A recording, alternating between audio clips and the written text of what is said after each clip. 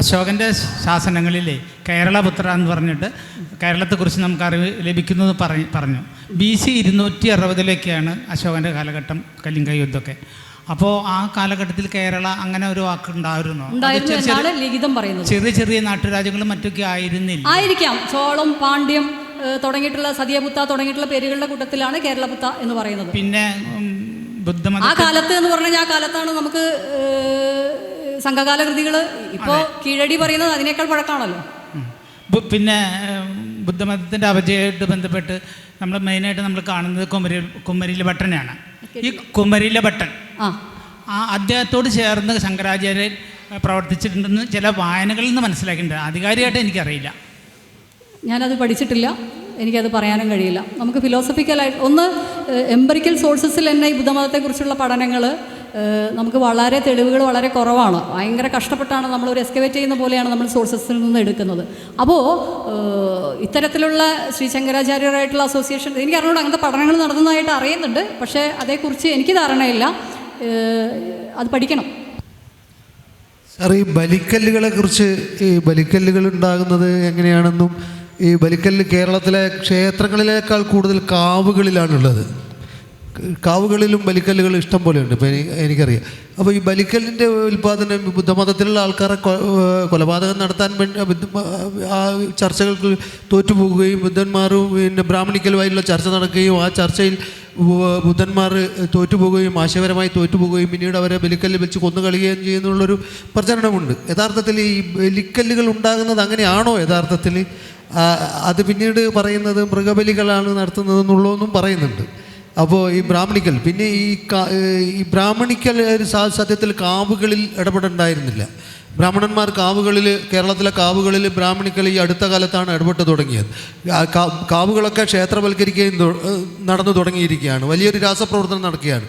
അപ്പോൾ ഈ ബ്രാഹ്മണിക്കൽ ആ കാലഘട്ടത്തിലുണ്ടായിട്ട് എന്തുകൊണ്ട് കാവുകൾ അവർക്ക് ആ കാലഘട്ടത്തിൽ ക്ഷേത്രവൽക്കരിക്കാൻ തോന്നാതിരുന്നത് എന്നുള്ളതിനെ പറ്റിയിട്ട് എന്തെങ്കിലും പറയാൻ പറ്റുമോ സാർ? ഓക്കെ,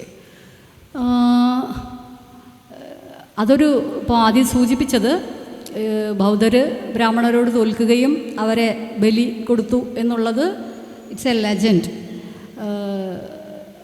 പള്ളിബാണ പെരുമാൾ എന്ന് പറയുന്ന ഒരു പെരുമാൾ, ഒരു ചേര രാജാവ് നമുക്കുണ്ടായിരുന്നു. അദ്ദേഹം ബൗദ്ധനായിരുന്നു. അദ്ദേഹത്തിൻ്റെ ബൗദ്ധ പാരമ്പര്യത്തിൽ അസഹിഷ്ണുതയുള്ള ബ്രാഹ്മണർ കൂടിയാലോചിച്ച് അദ്ദേഹത്തെ തോൽപ്പിക്കാൻ തീരുമാനിച്ചു. പുറത്തുനിന്ന് കുറേ ഭട്ടാചാര്യ ശാസ്ത്രികൾ തുടങ്ങിയിട്ടുള്ള ബ്രാഹ്മണരെ പണ്ഡിതരെ കൊണ്ടുവരികയും അവരോട് തർക്കിച്ചിട്ട് ബൗദ്ധർ തോറ്റുപോവുകയും ബൗദ്ധരെ നാട് കടത്തുകയും നാവ് മുറിച്ച് നാട് കടത്തി എന്നുള്ള കഥയാണ് നമുക്ക് കേരളോൽപ്പത്തിയാണ് ഇതിൻ്റെ ഒരു സൂചനയായിട്ട് കാണുന്നത്. വേറെ എന്തെങ്കിലും ഇതിനൊരു പഴയ ഒരു തെളിവ് അല്ലെങ്കിൽ നമുക്ക് പറയാൻ പറ്റുന്ന എംപറിക്കലായിട്ടുള്ള സോഴ്സസ് ഉണ്ടോയെന്ന് നമുക്കറിയില്ല. കഴിവേറ്റുകല്ലുണ്ട്, ക്ഷേത്രലിഖിതങ്ങളിൽ കാണുന്ന വയലൻസ് ഉണ്ട്. ഇതല്ലാതെ ഇങ്ങനെ നടന്നു, ഇതൊരു ചരിത്ര സംഭവമാണ് എന്ന് നമുക്ക് പറയാൻ വേണ്ട തെളിവില്ല. അതല്ല യഥാർത്ഥത്തിൽ ബലിക്കല്ലിൻ്റെ ഹിസ്റ്ററി. ബലിക്കല്ല് തീർച്ചയായിട്ടും സാക്രിഫൈസാണ്. ആനിമൽ സാക്രിഫൈസ് ഉണ്ട്, ഹ്യൂമൻ സാക്രിഫൈസ് ഉണ്ട്. അപ്പോൾ താന്ത്രിക്കായിട്ടുള്ള മഹായാന പ്രാക്ടീസസിൽ പോപ്പുലറായിട്ടുള്ള എന്ത് കൾട്ടാണോ ഉള്ളത് ആ കൾട്ടുകളെല്ലാം തന്നെ ബുദ്ധമതത്തിലേക്ക് കടന്നിട്ടുണ്ട്. അതുകൊണ്ടാണ് മഹായാന ബുദ്ധമതത്തെ പോപ്പുലർ ബുദ്ധിസം എന്ന് പറയുന്നത്. അപ്പോൾ പോപ്പുലർ എന്ന് പറഞ്ഞു കഴിഞ്ഞാൽ അവർണർക്ക് ബുദ്ധമതത്തിൽ കൂടുതലും എൻട്രി കിട്ടുന്നത് ഈ പോപ്പുലർ ബുദ്ധമതത്തിൻ്റെ ഭാഗമായിട്ടാണ്. അതായത് എന്തൊക്കെയാണോ കൾട്ടുകൾ ഉണ്ടായിരുന്നത്, ഈ ഭഗവതി ആരാധന, ചാത്തന ആരാധന, നാഗാരാധന, ഇതൊക്കെ ബുദ്ധമതത്തിലേക്ക് കടന്നു വരുന്നത് ഈ പോപ്പുലറായിട്ടുള്ള കൾട്ടിനെ ബുദ്ധിസം ആക്സെപ്റ്റ് ചെയ്യുന്നതോട് കൂടിയിട്ടാണ്. അപ്പോൾ അതുവരെയും സ്മൃതികളും ശാസ്ത്രങ്ങളും വേദങ്ങളും മാത്രം കൈകാര്യം ചെയ്തിരുന്ന ബ്രാഹ്മണർ ഈ ട്രഡീഷൻസ് ഉപേക്ഷിച്ചിട്ട് ബ്രാഹ്മണ തന്ത്രങ്ങൾ എഴുതാൻ തുടങ്ങുന്നത് ഈ പോപ്പുലറായിട്ടുള്ള ബുദ്ധമതത്തെ തടയാൻ വേണ്ടിയാണ്. അപ്പോഴാണ് നേരത്തെ ഉണ്ടായിരുന്ന ഈ ദേവതകളെയൊക്കെ എടുത്ത് ഭഗവതിയെയും അയ്യപ്പനെയും ചാത്തനെയും നാഗവത്തിനെയും ഒക്കെ എടുത്തിട്ട് കണ്ണകിയൊക്കെ കാളിയായിട്ടാണല്ലോ മാറുന്നത്.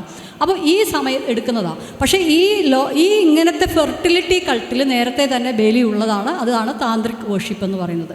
ഇപ്പോൾ ഞാൻ നേരത്തെ പറഞ്ഞ ആഭിചാര മന്ത്രങ്ങളിൽ ഉച്ചാടനമുണ്ട്, മാരണമുണ്ട്. മാരണം ഈസ് കില്ലിങ്.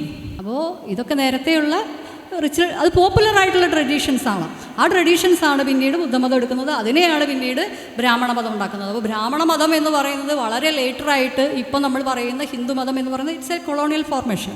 അപ്പോൾ ഈ കൊളോണിയൽ നിർമ്മിതിയിൽ അവർക്ക് എടുക്കാവുന്ന സാധനങ്ങൾ എടുത്തു, കളയാവുന്നത് കളഞ്ഞു. അങ്ങനെയുള്ള കുറേ റിച്വൽസാണ് ഇതായിട്ട് മാറുന്നത്. ക്ഷേത്രാങ്കണങ്ങളിൽ ഇപ്പോഴും ഈ ബലിക്കല്ലുകളൊക്കെ നിൽക്കുന്നുണ്ട്, കഴുവേറ്റ് കല്ലുകളൊക്കെ, ഇതൊക്കെ ബലി തന്നെയാണ്.